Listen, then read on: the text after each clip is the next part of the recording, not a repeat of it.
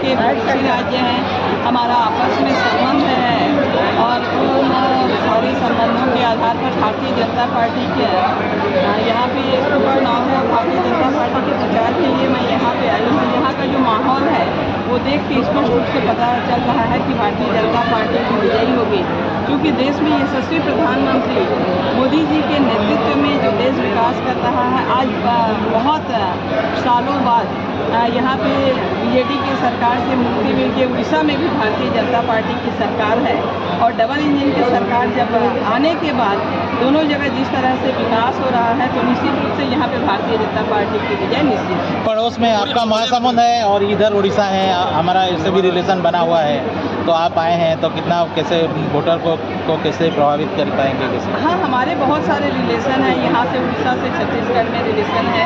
Relative लोगों से भी जानने से, समझने से, पूछने से माहौल पूरा स्पष्ट रूप से क्लियर है कि भारतीय जनता पार्टी बहुत अधिक वोटों से जीत रही है।